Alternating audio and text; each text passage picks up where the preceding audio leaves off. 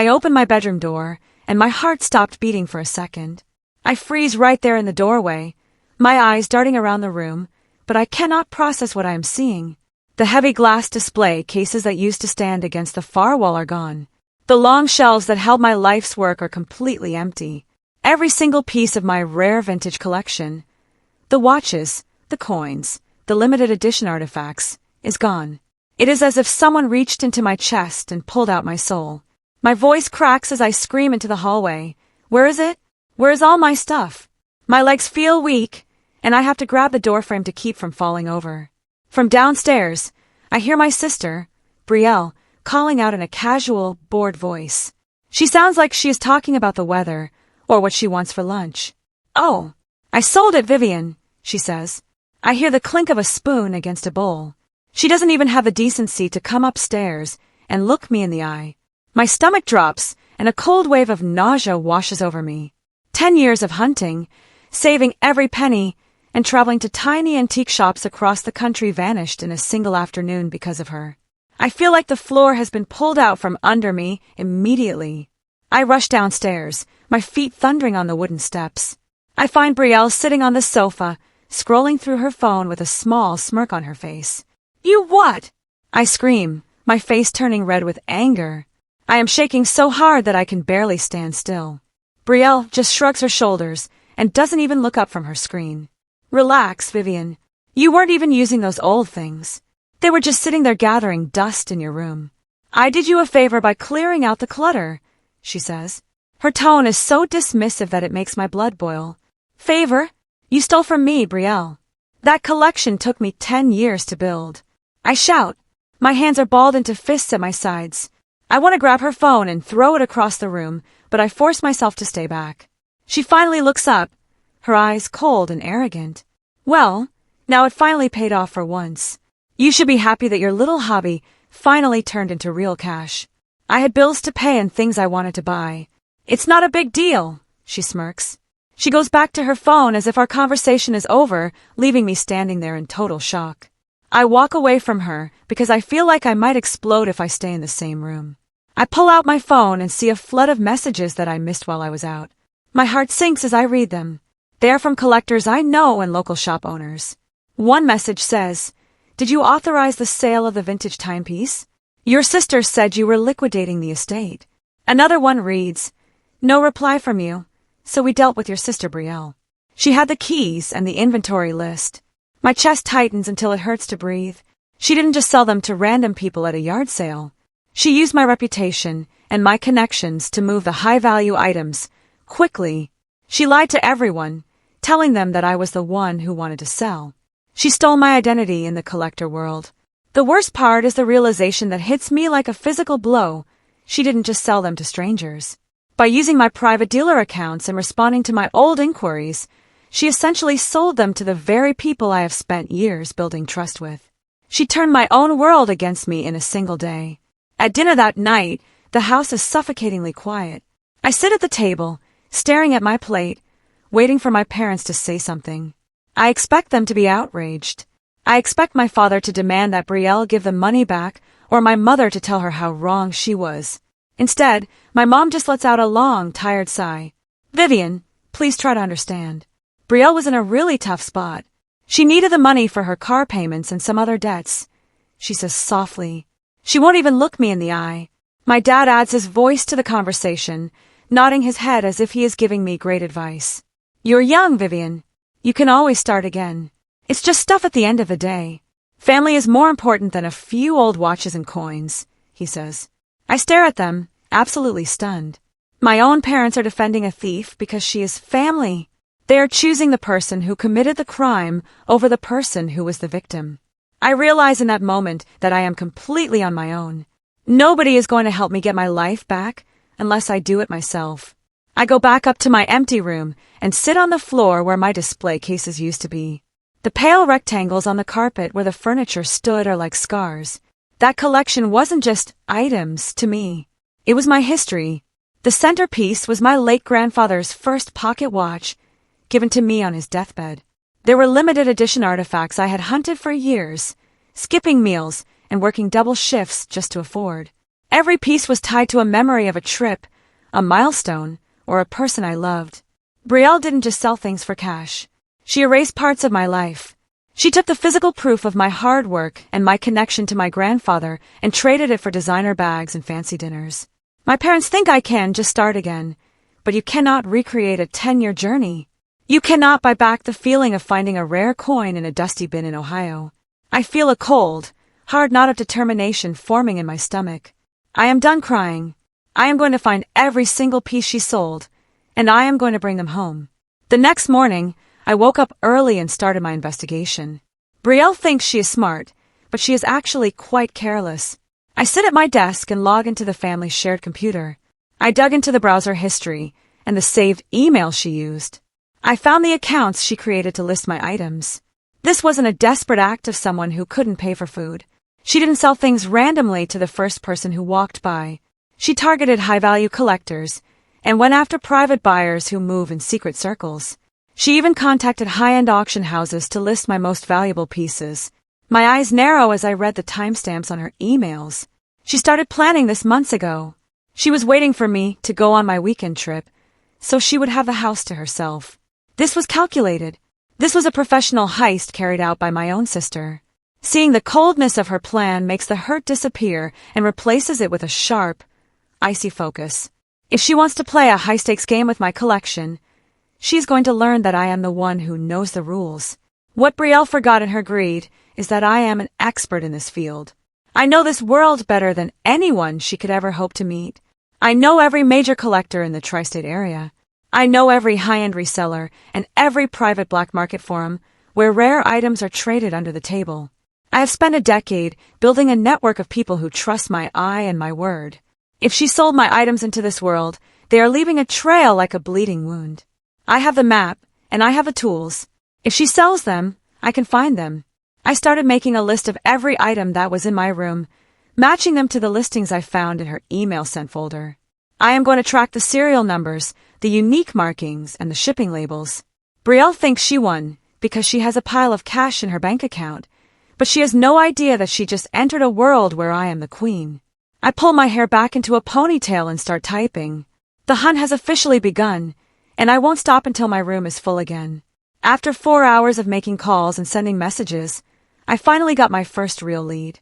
A collector named Mr. Holloway, who lives 3 towns over, responds to my urgent inquiry. I bought a piece from your sister yesterday, he writes. She said you were moving abroad and needed to lighten your load. I feel a sharp pang of anger at her lie, but I keep my reply professional. I ask him for a photo of the item he purchased just to be sure. My heart hammers against my ribs while I wait for the image to load on my screen. When the image finally pops up, my chest tightens until I think I might cry. It is my grandfather's vintage gold watch. I can see the tiny scratch on the side of the casing where he dropped it once 50 years ago. It is the most precious thing I own. Seeing it in a stranger's hand makes me feel physically ill, but it also gives me a surge of hope. I whisper to the empty room, I'm getting you back. I tell Mr. Holloway that there is a serious issue with the ownership of that watch and that we need to meet immediately. While I wait for Mr. Holloway to reply, I decide to check Brielle's recent bank activity through our shared family portal. I need to know exactly how much money she made and where it went. I see the deposits, thousands of dollars hitting her account in the last 48 hours. But then I see the withdrawals. She didn't use this money to pay for her car or help the family with bills like my mom claimed. She spent it on designer bags, luxury dinners at the most expensive steakhouse in the city, and a down payment on a beach trip with her friends. My jaw tightens until my teeth ache. This wasn't an act of desperation. This was pure, unadulterated greed. She stole my history so she could pretend to be rich for a week. She traded my grandfather's legacy for a leather purse and a fancy meal. Seeing the luxury spa charge on her statement makes me want to scream, but I channel that energy into my work. I print out the bank statements and the email records. I am building a file that she won't be able to run away from. This isn't just a sister fight anymore. This is a crime. I finally got a message back from Mr. Holloway. He sounds nervous. There's an issue with ownership. Your sister showed me a signed note from you, he says. I quickly type back and send him a photo of my actual signature next to the forged one Brielle made. I also sent him the original bill of sale and the insurance documents that are in my name. There is a long silence on the other end. I can imagine him sitting in his study, looking at the watch and realizing he bought stolen property. Finally, his reply comes. Let's talk. Meet me at the cafe on Main Street in an hour. I grab my jacket and my folder of evidence. My heart is racing, but I feel more in control than I have in days. This is the first step in reclaiming my life. I don't care if I have to pay him back or if I have to involve the police. I am not leaving without that watch. As I walk past Brielle's room, I hear her laughing on the phone, probably telling a friend about her new shopping spree. She thinks she got away with it. She has no idea that the walls are already starting to close in. As I am leaving the house, Brielle corners me in the hallway. She looks a bit less confident than she did yesterday. She is holding her phone and frowning. Why are people contacting me, Vivian? Some guy from an auction house is asking for more proof of ownership, and a collector I sold a coin to is demanding his money back, she says, her voice rising in pitch. She looks at my jacket and the folder in my hand. Are you doing something? Are you trying to ruin my deals? She looks more annoyed than scared, which tells me she still doesn't get it. I tilt my head and look at her with a calm, cold expression. I'm not trying to ruin your deals, Brielle. I'm stopping your crimes, I say. I step closer to her, and for the first time, she actually looks uneasy. She takes a small step back. Because you sold things that weren't yours, you are now a fraud in the eyes of the law. Those people are contacting you because they don't want to go to jail for buying stolen goods. I walk past her without another word, leaving her standing in the hallway with her mouth hanging open.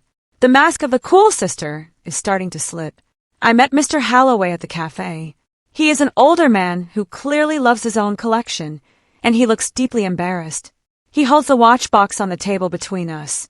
He studies me carefully, looking at my face and then at the folder of documents I lay out for him. You're very serious about this, aren't you? He asks. I nod firmly. That watch belonged to my grandfather. It is the reason I started collecting. My sister had no right to take it, and she had no right to sell it to you. He sighs and pushes the box toward me. I've been a collector for 40 years. I should have known the price was too good to be true. I don't want any part in a family feud, and I certainly don't want stolen property in my house. He hands it over without asking for a cent, though I promise to help him find a legitimate piece he's been looking for as a thank you. I open the box, and there it is. My first piece is back in my hands. I feel a rush of warmth and relief that nearly brings me to tears. 1 down, 50 to go. As I drive home with the watch in my pocket, I realize something very important. I don't need to fight Brielle with emotions or screaming matches. That is what she expects. She wants me to be the crazy, emotional sister so she can play the victim. I need to move strategically. I need to treat this like a business merger that went wrong. I need contracts, proof of ownership, and legal leverage. I have the documents, I have the knowledge of the market, and I have the support of the collectors who were tricked. Brielle picked the wrong person to rob. She thought I was just a girl with a hobby, but she forgot that hobbies require discipline, research, and high-level organization. I am going to use every skill I learned as a collector to dismantle her entire operation. I spent the rest of the afternoon sending cease and desist notices to every platform she used. I am flagging her accounts for fraud and providing the police report number I filed earlier. I am cutting off the oxygen to her greed, one digital connection at a time. While I am monitoring the online listings, I uncover something that makes my heart stop again. It isn't just a single item. I found a listing for an entire legacy bundle of my collection, at least 20 of my best pieces, up for resale. It is being hosted by a high-profile auction house in the city that specializes in rare artifacts. They have already started the pre-bidding, and the prices are already into the thousands. The auction is scheduled for exactly 3 days from now. If those items are sold at a public auction, I might lose them forever. Once they go to anonymous buyers all over the world, tracking them down will be nearly impossible. My chest feels tight as I realize the scale of the disaster. This was Brielle's grand finale. She was going to dump the rest of my life's work in one big sale and vanish with the profit. If I lose that auction, I lose everything. I have 72 hours to stop a professional auction house from selling my own property to the highest bidder. I immediately contacted the auction house, but it wasn't as easy as I hoped. The manager is dismissive and cold. We have a contract with the seller, Miss Brielle. She provided all the necessary paperwork, he says over the phone. I tell him the paperwork is forged, and that I am the legal owner. He scoffs. We hear this all the time in this business. We cannot interfere with a scheduled auction without a court order or definitive police proof. Until then, the sale proceeds. He hangs up on me before I can even finish my sentence. The clock is ticking, and I can feel the seconds slipping away. I try to call the police, but they tell me it's a civil matter, since it involves a sibling and a shared residence. They are stalling, the auction house is stalling, and my collection is sitting in a vault waiting to be sold. I feel a moment of pure panic, but I force myself to breathe. I have to think like a collector. If I can't stop them with a phone call, I will stop them with a mountain of evidence that they cannot ignore. I start scanning every original receipt I have ever saved. That evening, the family tension reaches a breaking point. Brielle has been crying to our parents, playing the ultimate victim. Vivian is trying to ruin my life. She's calling everyone and telling them I'm a criminal. I just wanted to help the family, she wails in the living room. My mom comes into my room, her eyes red from crying. Vivian, please just let it go. You've already gotten the watch back. Isn't that enough? You're tearing this family apart over some old objects. Just let her have the auction money, so we can move on. I look at my mother and shake my head slowly. I feel a deep sadness that she still doesn't understand. No, Mom. I am not tearing the family apart. Brielle did that when she walked into my room and stole 10 years of my life. I am not letting it go, because those objects are mine. They aren't hers to give away, and they aren't yours to sacrifice just for peace and quiet. My mom looks shocked by my firmness. I don't give her a chance to argue. I go back to my computer and keep working. I am not a victim anymore. I am a woman on a mission. I spent the entire night compiling a massive digital file. I include photos of me holding each item, dated receipts from years ago, and even letters from the original sellers who remember me. I filed an official legal claim through a lawyer friend who specializes in property law. We mark it as a fraudulent sale and theft of private property. Now it is serious. The legal notices are sent via email and certified mail to the auction house and to Brielle's bank. The paper trail is now a wall that she cannot climb over. Brielle panics when she gets the notification on her phone. She storms into my room, her face twisted with rage. What have you done? The bank froze my account. I can't pay for my trip, she screams. She looks like a different person. All the cool sister vibes replaced by desperate anger. I don't even look up from my screen. I told you what would happen, Brielle. You stole property, and now you're facing the consequences of a theft. It's not my fault your trip is canceled. It's yours for thinking you could pay for it with my grandfather's memories. Brielle steps closer, her voice shaking with disbelief. You're destroying me over objects, Vivian.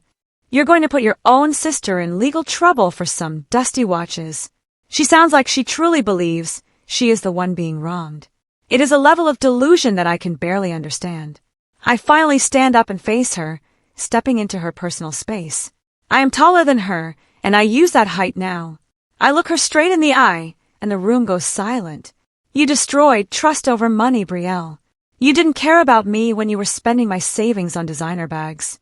You didn't care about our family history when you sold that watch. So don't you dare talk to me about loyalty now, I say, my voice low and steady. She stares at me, and for the first time, I see a flicker of real fear in her eyes. She realizes that she can't manipulate me with tears or guilt anymore. I am done being the nice sister. I am the owner of that collection, and I am taking it back. The day of the auction finally arrives. I drive to the city, my hand steady on the steering wheel. The auction house is a grand building with marble floors and a hum of excitement. The room is buzzing with wealthy collectors and dealers from all over the country. As I walk in, I see my pieces displayed in velvet-lined cases like trophies. People are leaning in, pointing at my grandfather's coins and the rare artifacts I spent months tracking down. It makes me feel sick to my stomach to see them treated like random merchandise. I find a seat in the back and wait. I am not here to watch. I am here to reclaim. I have my lawyer on speed dial and a physical copy of the legal injunction in my bag. I see the manager from the phone call earlier, looking busy and important. He hasn't seen me yet, but he's about to. I feel a strange sense of calm. I have done the work, I have the proof, and I have the law on my side. Brielle is nowhere to be seen, likely hiding at home and hoping the sale goes through before the hammer falls. The bidding starts with a flurry of activity. The smaller items go first, and the prices soar higher than I ever expected. It is a strange feeling to see the market value of my passion. Then, the announcer moves to the legacy bundle, my core collection. The room goes quiet as the starting bid is announced. People start raising their paddles, the numbers climbing into the tens of thousands. Just as the lead bidder is about to win, my lawyer stands up in the front row and raises a hand. The auction pauses. A hush falls over the room as my lawyer delivers the legal notice to the manager on the stage. I watch from the back as the manager's face turns from annoyed to pale as he reads the documents. He looks over the crowd, his eyes landing on me. I just nod slowly. He whispers to the auctioneer, and the hammer is lowered. Ladies and gentlemen, we have a legal dispute regarding the ownership of this lot. The sale of the legacy bundle is hereby suspended indefinitely, the announcer says. The room erupts into whispers, and all eyes turn toward the stage. The documentation is presented to the auction house's legal team in a side room. I sit there as they verify every receipt and every photo. The shift in the room is incredible. They went from treating me like a nuisance to treating me like the most important person in the building. Ownership is verified within 20 minutes. The fraud is undeniable. Word spreads through the auction hall that the seller was a fraud. Brielle's name is mentioned again and again, not as a successful entrepreneur, but as a thief who tried to con a major institution. The manager comes over to me, looking very humble. We apologize for the oversight, Miss Vivian. We will ensure that all items are returned to your custody immediately. We will also be cooperating fully with any legal action you choose to take against the seller. I just nod and thank him. The weight that has been on my chest for a week finally starts to lift. I watch as the staff begins carefully packing my items back into their protective cases. They aren't lots anymore. They are mine again. My phone starts buzzing in my pocket. I pull it out and see Brielle's name on the screen. I step outside the auction house and answer. Her voice is shaking, and she sounds like she is having a breakdown. Please, Vivian, please stop this.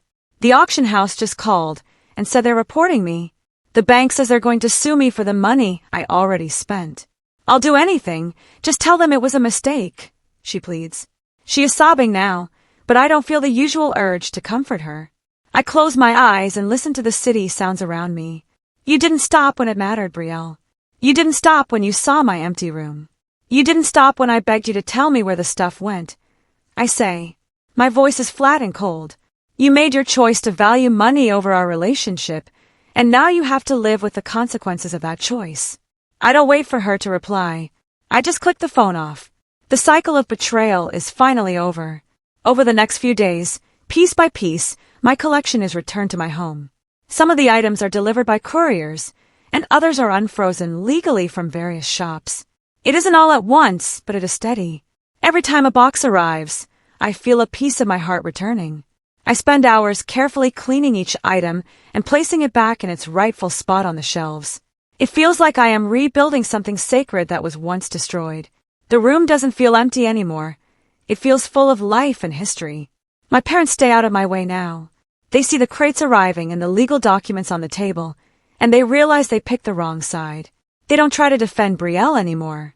The house is quiet, but it's a different kind of quiet, a peaceful one. I am not the invisible daughter who just has a hobby anymore. I am the woman who protected her legacy. Reclaiming my collection wasn't just about the items. It was about reclaiming my place in this family and my own sense of worth. A week later, Brielle stands in the doorway of my room. There is no arrogance in her posture now, and she isn't looking at her phone. She looks tired and defeated. She has to work 2 jobs now to pay back the money she spent, and she is facing a long road of legal probation. I didn't think it would matter that much, Vivian. I thought you'd just get mad for a while, and then we'd go back to normal, she says softly. She looks at the display cases, now full again. I look at her, and I don't feel the rage I felt at the beginning. I just feel a calm sense of finality. That's the problem, Brielle. You never asked. You assumed my life was yours to sell because you didn't value it. You thought normal meant you could do whatever you wanted to me, and I would just take it. But that version of normal is gone. She doesn't have anything to say to that. She just nods and walks away. We might be sisters, but we aren't the same people we were a week ago. I spend the evening restoring the final touches to my collection.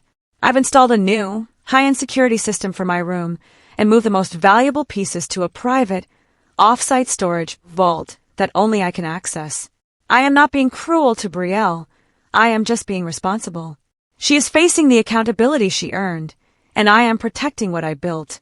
I pick up my grandfather's watch and place it in the center of the top shelf. It catches the light and glows with a warm, golden hue. As I look at it, I whisper to the quiet room, I didn't just get it back. I take a deep breath and smile. I made sure no one could ever take it again. I have my history back, but I also have something new, a sense of strength that I never knew I had. I am not the quiet girl who hides in her room with her old things. I am a woman who knows her value and knows how to fight for it.